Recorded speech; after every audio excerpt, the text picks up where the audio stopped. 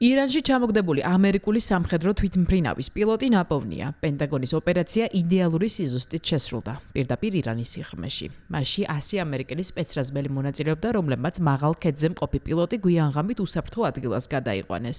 ადგილზე ამერიკელ სამხედროებს 2 MC-130 ტიპის სამხედრო თვითმფრინავისა და 4 ვერტმფრენის განადგურებაც მოუხდათ, რათა სენსიტიური აღჭურვილობა მტერს ხელში არ ჩავარდნოდა.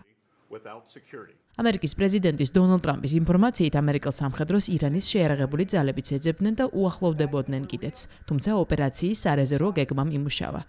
დაჭრილ პილოტთან ერთად მოხერხდა ეკიპაჟის კიდევ ერთი წევრის პოვნაც. ირანში ისრაელისა და ამერიკის ერთობლივი ოპერაციის ფარგლებში გავრცელებული ცნობებით 13 ამერიკელი სამხედრო მოკვდა. დაჭრილია 300. ყველაფრის ფონზე დონალდ ტრამპი ხმამაღალი მუქარით გამოდის. აღნიშნა, რომ მისი სამიზნე ირანში მდებარე ხიდები და ელექტროინფრასტრუქტურა იქნება, თუ ჰორმუზის რუტე უკვე ორშაბათისთვის არ გაიხსნება. ABC News-თან ინტერვიუში მუქარა განავრცო და თქვა, რომ მთელ ქვეყანას ააფეთქებს თუ მისი ულტიმატუმი არ შესრულდება. Fox News-თან კი ისიც დაამატა, რომ ირანულ ნავთობს ჩაიგდებს ხელში. სამშაბათი იქნება ელექტროსადგურების დღე, ასევე ხიდების დღეც. ყველაფერი ეს ერთად ირანში. ასეთი არაფერი გინახავთ.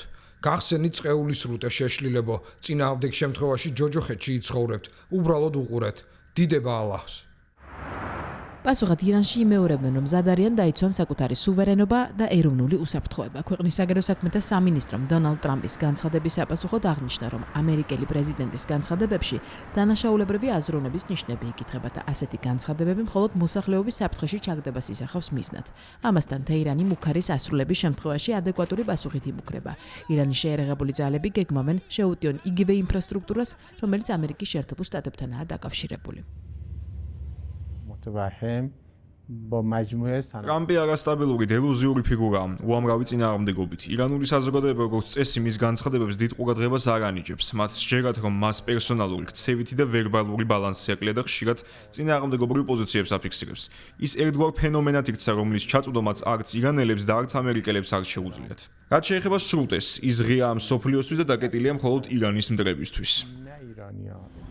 ირანული მედიის ცნობით, ბოლო 24 საათში ჰორმუზის სრუტე 15-მა გემმა გაიარა.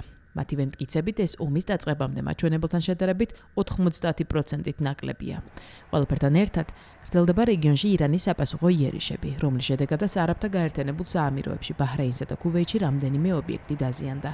ირანის სარაკეტო იერიშებმა რამდენიმე ადამიანი დაჭრა ისრაელშიც.